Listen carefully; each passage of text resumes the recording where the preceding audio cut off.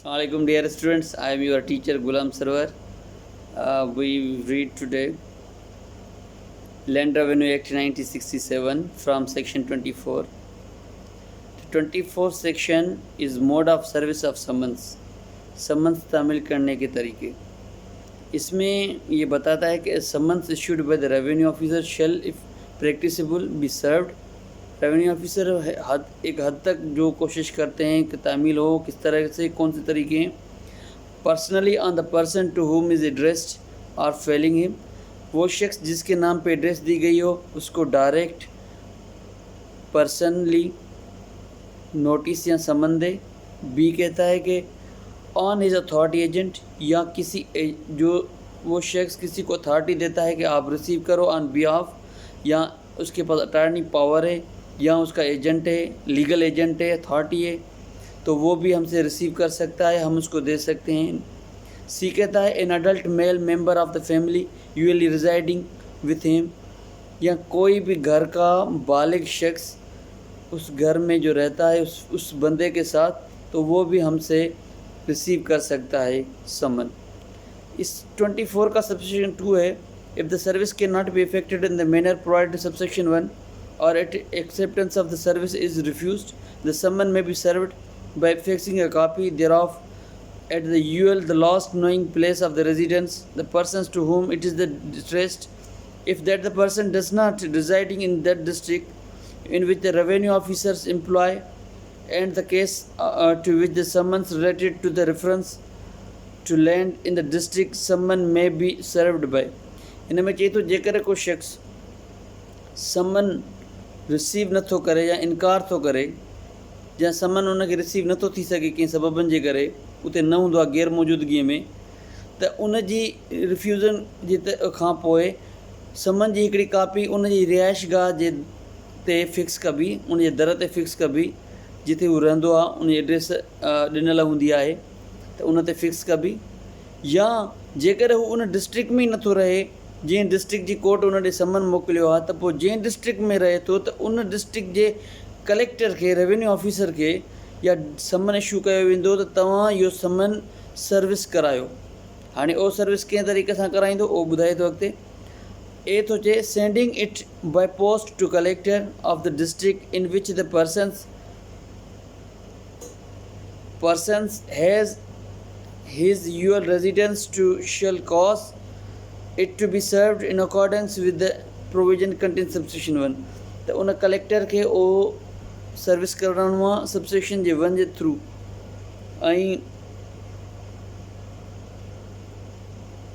ऐं जेको समन आहे इहो टपाल थ्रू ज़रिए मोकिलियो वेंदो आहे, जेको सबसेक्शन में ठहराव मूजिबि उहो समन तामील कराईंदो। उन जी is responsible to service summon to that person, या हुन जी ज़िम्मेवारी सबसेक्शन में मेंशन थियल आहे, 1 में मेंशन थियल आहे। बी में ये बताता है affixing copy to the summon on summon the conspicuous place in or near the state where the land is situated. उते समन जी हिकु कापी जंहिं देह में ज़मीन वाक़ आहे उन या उन देह जे भरिसां कंहिं मशहूरु हंध ते लॻाई वञे। Suppose he is not present at that place, then we have to go to a place near to his residence, या हम उस जगह पे जाएंगे, उस ज़मीन पे जाएंगे जो उसके घर के साथ हो, तो हम उधर भी समन लगा सकते हैं अकॉर्डिंग टू लॉ, कि हम उसको समन इशू हमें करना है किसी न किसी तरीके से।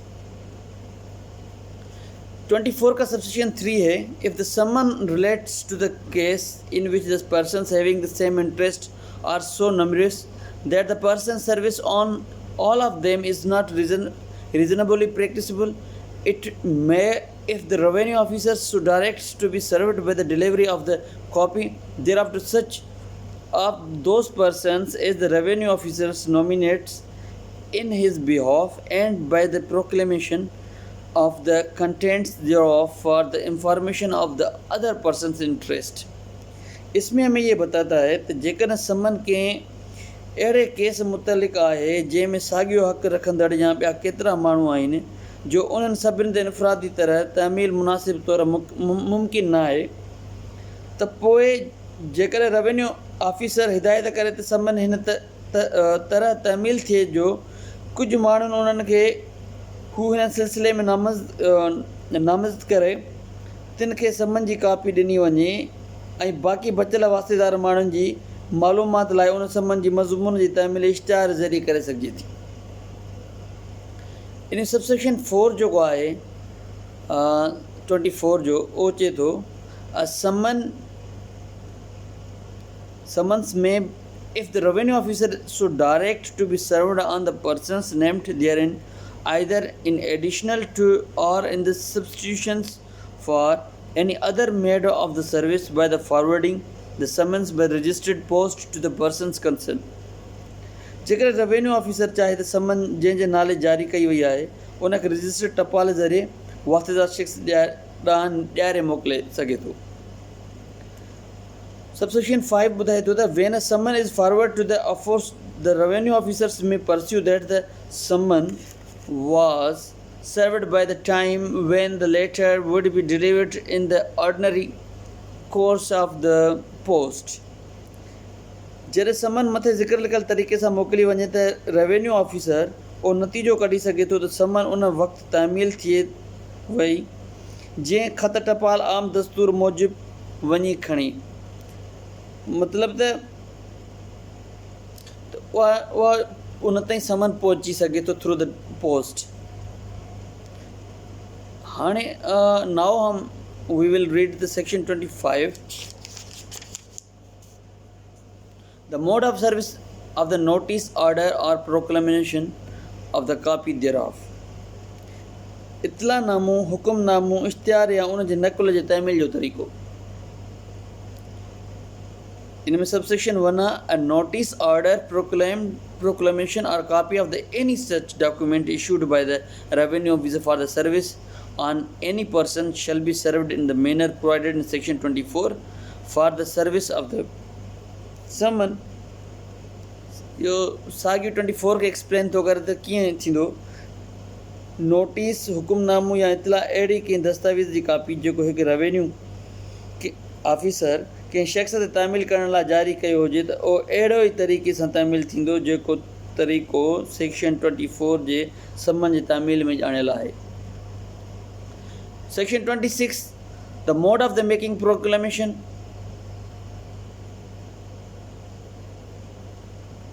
When a proclamation is issued by the revenue officer, it shall in the additional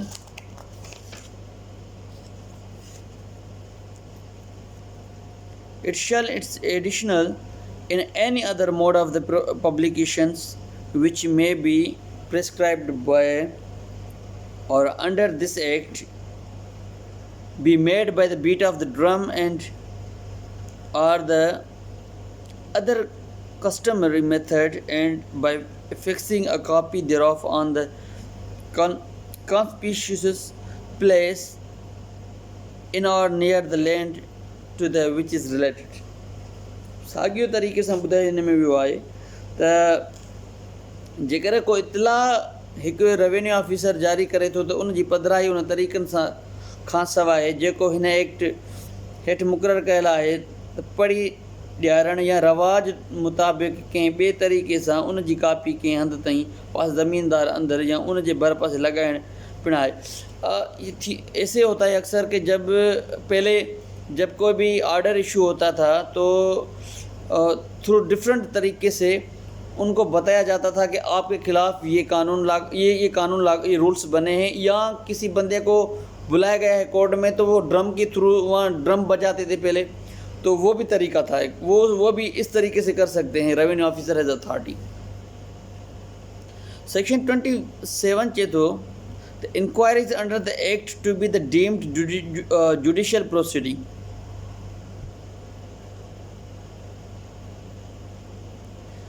जो इंक्वायरी ऑफिसर होते हैं इनकी जो ये इंक्वायरी होगी इनमें जो मैटर्स में, तो उसको हम एक अदालती कार्रवाई भी कह सकते हैं। Every inquiry under this act shall be deemed to be the judicial proceeding within the meaning of the section 193, 219 and 228 of the Pakistan Penal Code 1860 and the revenue officers holding an inquiry shall be deemed to be the court for the purpose of the such inquiry. इसका कहने का मतलब ये है कि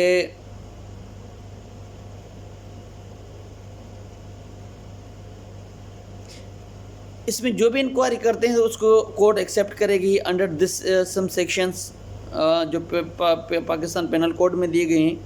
और इसमें revenue officer के मकसद के मकसदों के लिए एक कोड बनाई गई है और उनको तस्लीम किया जाएगा कि ये जो इंक्वायरी है ये जुडिशल की गई है, ये सही तरीके से की गई है। इसमें सबसेक्शन 2 बताया गया, every hearing and decision in such inquiry shall be in public and the parties or their authorities agents shall have due notice to attend. ये ओपन की जाएगी, ओपन कोर्ट में की जाएगी, सारी इंक्वायरियाँ होगी। जो इसमें जो अथॉरिटी जो एजेंट है वो भी, उनको भी नोटिस किए जाएंगे कि आप अटेंड करो। सेक्शन 28 है जो कहता है language revenue officers, the government by notice declare that shall for the purpose of this act is deemed to be the language or ordinary use in any specified part of the province.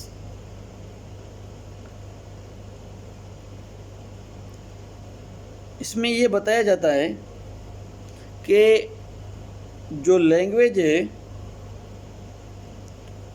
इसकी कौन C language होगी, इसमें ये बताता है कि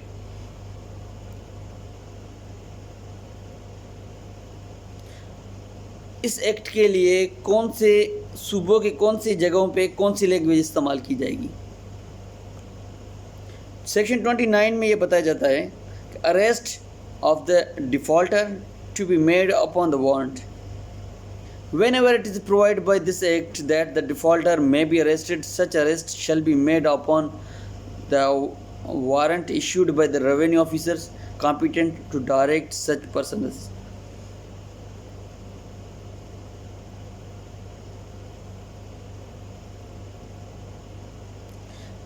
कोई ऐसा बंदा जो डिफ़ॉल्टर हो उसको रेवेन्यू ऑफिसर अपने अथॉरिटी से अरेस्ट करा सकता है थ्रू द वारंट। वो वारंट के ज़रिए उसको इख्तियार हैं कि वो उनको अरेस्ट कराएं। ये रेवेन्यू ऑफिसर के पास पावर्स होते हैं। सेक्शन 13 है the powers of the revenue officers to enter upon any lands और प्रेमिसेस और the purpose of the measurements etc. कंहिं एरियाज़ या अदावत में पैमाश वग़ैरह ख़ातिर दाख़िल थियण बाबति रेवेन्यू ऑफिसर जा इख्तियार, इन में बि असांखे इहो ॿुधायो वियो आहे त ऑफिसर जा कहिड़ा इख्तियार थींदा आहिनि। It shall be lawful the revenue officers and any persons acting under this order of the revenue officers at any time to enter when the necessary of the purpose of the measurement demarcation fixation and inspections of the boundaries and the boundaries marks the classification of the soil and the assessment or the for any purpose that connect to the law exercise of his office under the provision of this act in any other law of the time being the force elected to the revenue officer upon the land and the premises whether the belonging to the government to the private individuals. कंहिं बि revenue officer या ॿिए अहिड़े शख़्स खे revenue अमलदार जे हुकुम हेठि अमल कंदो हुजे, कानून मुताबिक़ जाइज़ थींदो त कंहिं बि वक़्तु जॾहिं ज़रूरी सम्झे अहिड़ी सरज़मीन जेका सरकारी या ख़ानगी हुजे तंहिं में माप करणु, हदूं नरवार करणु, ज़मीन जी नोयत जांचणु, सरज़मीन ॾिसणु, तपास लाइ या एक्ट हिक ॿिए खे मक़सद ख़ातिर पंहिंजे कानूनी इख्तियार मूजिबि दाख़िल कई बशर्त कंहिं बि अहिड़ी जाइ में जेका रिहाइश तौरु कतब ईंदड़ हूंदी उन में को बि दाख़िल थी न सघंदो जेसि ताईं उन जाइ जो क़ाबिज़ रज़ामंद थिए या वरी क़ाबिज़ ते घटि में घटि 7 ॾींहंनि में मुक़ररु थियल फार्म वारो नोटिस तामील कयो वञे। वधीक शर्त हीअ बि आहे त कब्ज़ेदार जी समाजी ऐं मज़हबी हैसियत ऐं जज़्बनि जो हमेशह लिहाज़ एतिराम कयो वेंदो आहे। The provide further the due to the regard the always be the paid to the social and religious prejudice of the occupier. इन्हनि खे सभु शयुनि खे ॾिसणो पवंदो आहे, मज़हब खे बि ॾिसणो पवंदो। जेकर ज़मीन जेका आहे उहा रिहाइश गाह आहे त पोइ उन में सभु ॾिसणो पवंदो अॻिले खे मौक़ो मिलंदो। अदरवाइज़ त हू पंहिंजे पावर्स बाउंड्रीज़ वग़ैरह जा जेके रेवेन्यू जा हूंदा आहिनि उहे इख्तियार कंदा। Thank U very much. Today we will complete the section 30 inshallah. In next lecture we continue our course. Thank you very much.